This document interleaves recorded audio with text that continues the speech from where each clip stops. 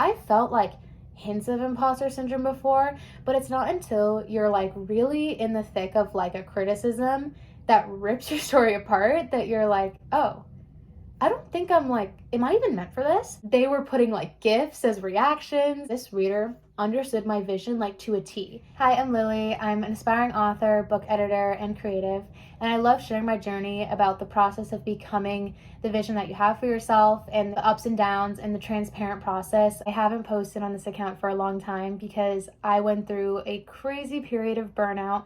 I was overworking myself. I wanted to prioritize my actual writing and my business over social media, and I missed it though. I got beta reader feedback for the first time on my debut novel, and I don't know if this is a hot take, but it was the hardest mentally compared to professional editors, alpha readers, everything else. Beta readers are the most intimidating because they're the closest to your target audience. Their opinion matters a lot because that's who you're writing the book for. It's not a professional editor that is going to tell you an objective opinion based on their experience. It's not a family member or a friend that is going to be a little biased because they love you. I first want to say, if you were a beta reader for my book, thank you so much. I know that beta reading is a very intense process. I know some people might not think it is, but you're reading an entire manuscript and you're going through an unpolished manuscript, which makes it a little bit harder,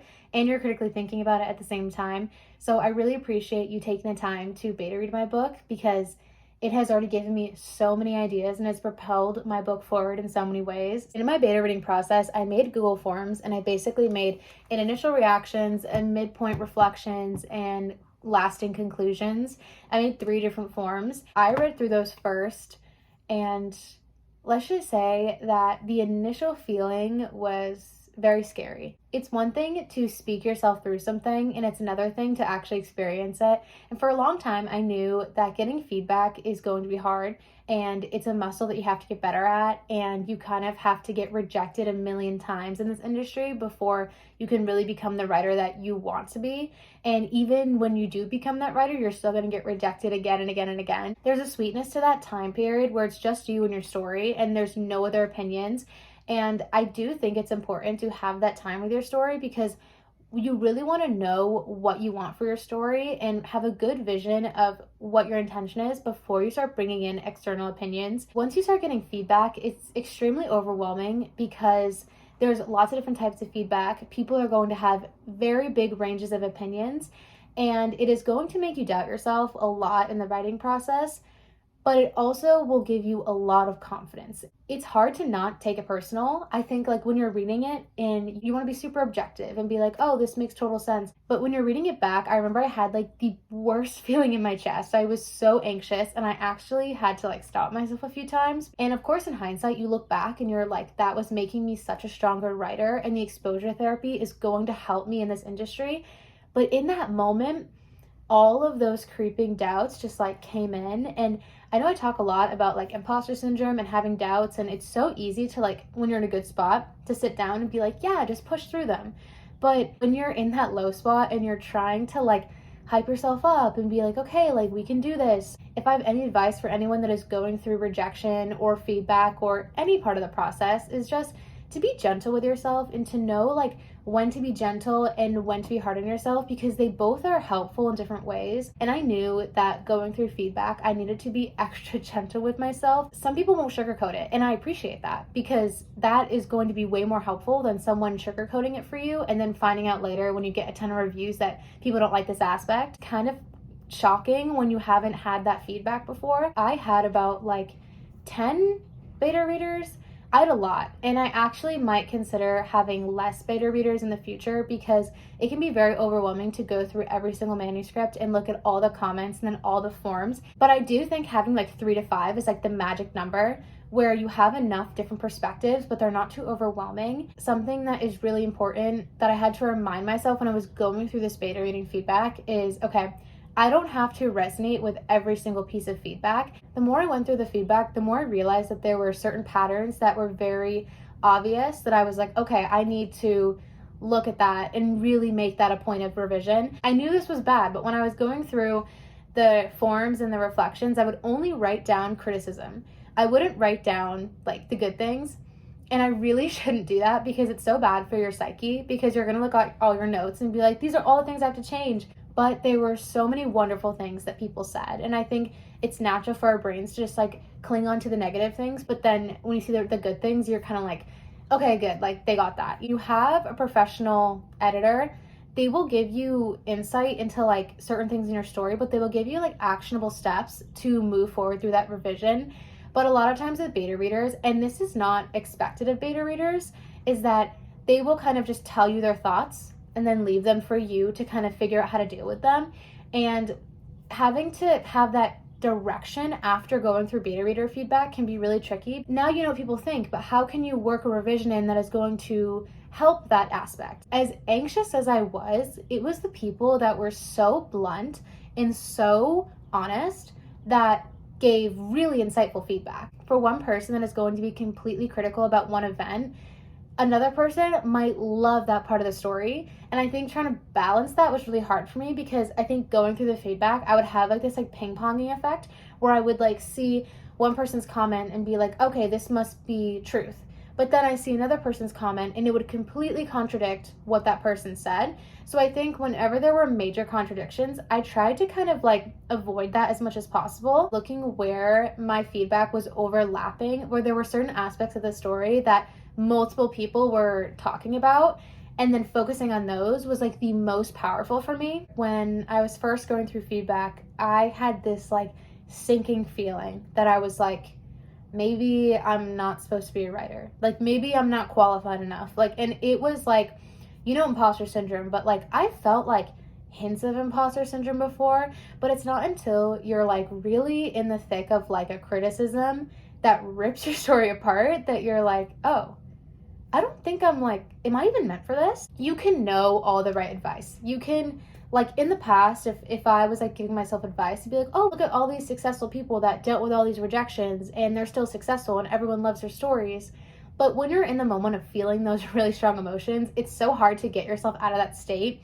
And it took me a long time to get through feedback, because every time I'd kind of like, it'd be too much, I would kind of like, okay, I need to take a break.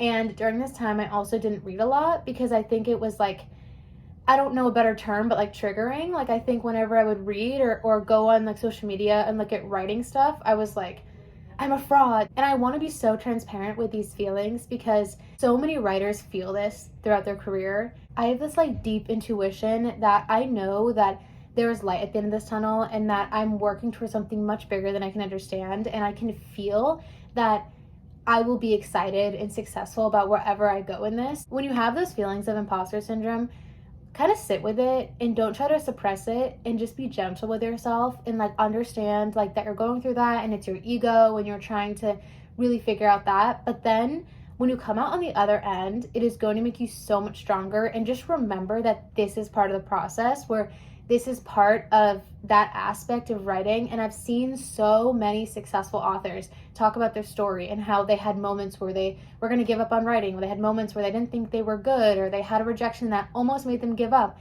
And then it's usually after those moments of like really big introspection that they end up finding that confidence and finding that strength to keep going. And then once you get over that, you are so much more unstoppable. I felt so small when I was going through that feedback.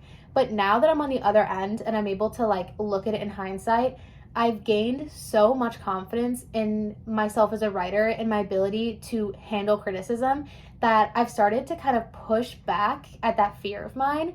And I've been trying to have more exposure therapy, where I want to start sharing my writing more and more to more people and just rip it off like a band-aid and get it out there. Because the more you can almost like desensitize yourself to criticism, it is going to make you such a stronger writer and just such a stronger person in general. On my TikTok account, I've been posting a lot more about like my book. Like this is not a polished version. This is the version that my beta readers got. And I have a whole outline of like 30 pages already that is going to have all these revisions.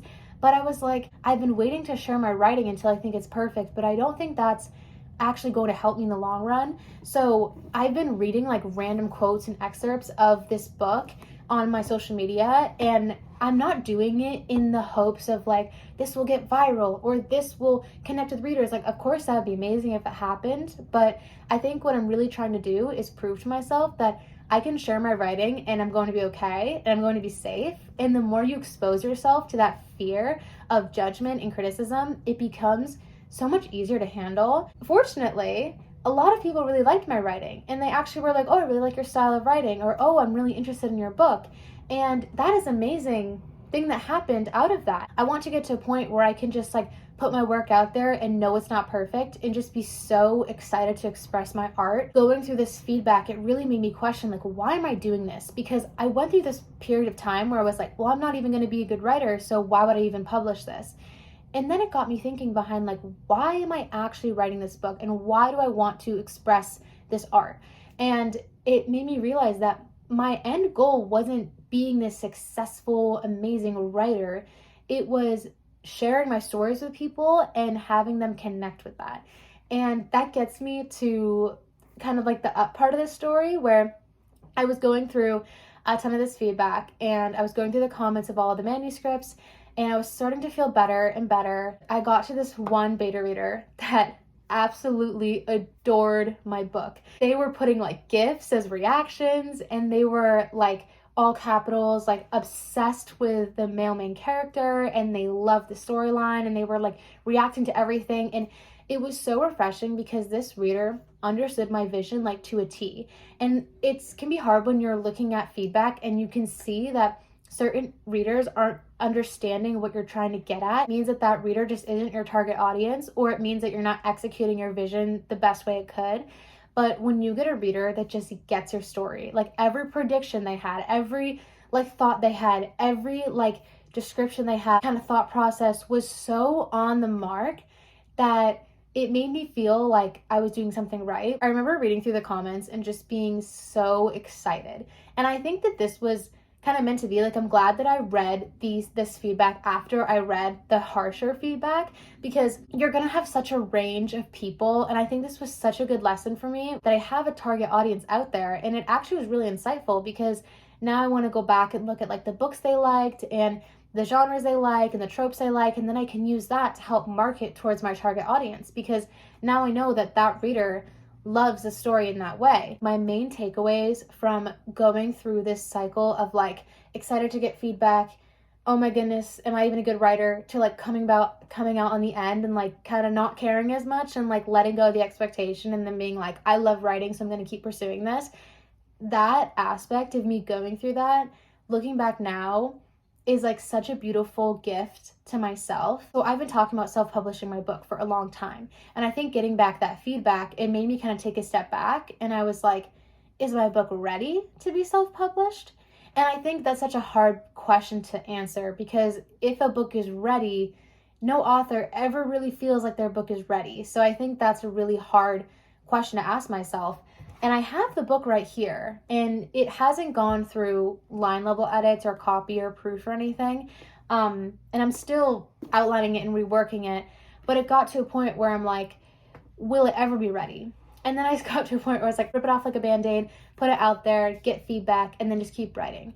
But I also considered maybe I should look into traditional publishing, because this could give me a lot more feedback and this could get me a lot more perspective.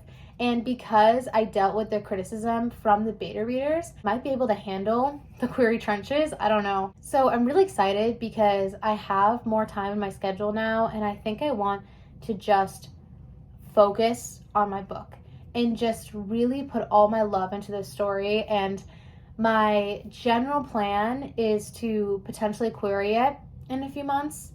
But if I don't, I don't. Or I could self-publish it in a few months. And I'm trying to really release the expectation of success or a certain timeline, because I just want to love what I'm doing and be so proud of it when I put it out there. And just like the feeling of holding my book and knowing that I wrote this. I literally put New York Times best-selling author at the top because it just felt right. Call it manifesting, call it delusion. And if it doesn't happen with this book, it'll happen with the next. And if it doesn't happen with the next, then it'll happen with the next.